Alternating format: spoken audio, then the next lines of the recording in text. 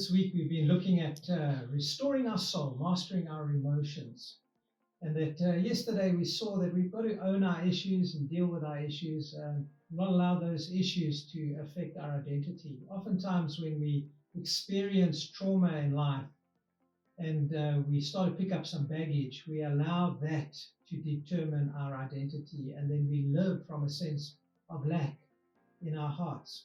In 1 Peter 2:11, it says, "Dearly beloved, I beseech you as strangers and pilgrims, abstain from fleshly lusts which wage war against the soul."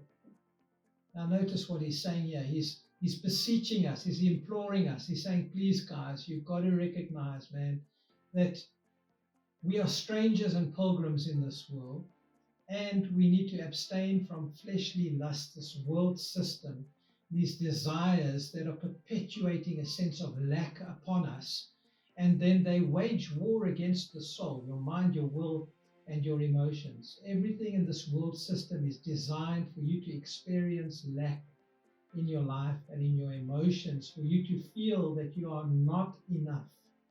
Yet the Bible is clear. It says that you are complete in Him. I think that's one of the most underrated scriptures in the New Testament.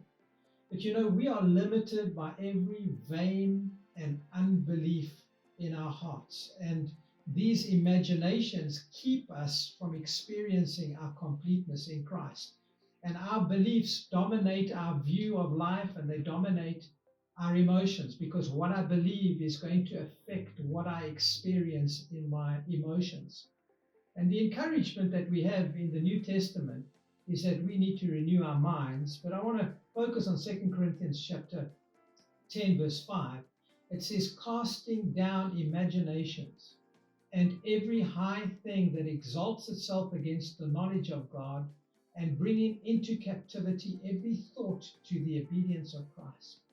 He's saying there's something that we can do to master our emotions, and that is to cast down these high things, these imaginations, these thoughts that are contrary to God, that want to exalt themselves above what Christ has said and what He has determined you are and who you are as a new creation in Christ.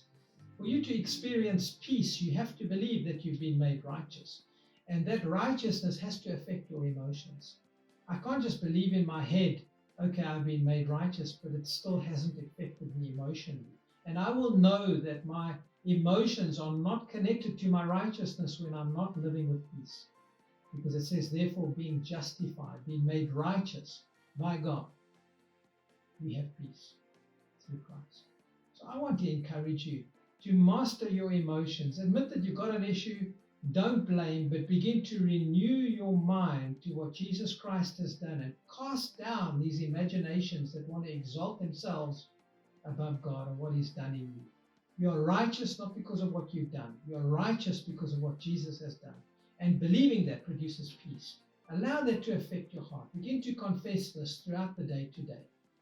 Say this: I am the righteousness of God in Christ Jesus.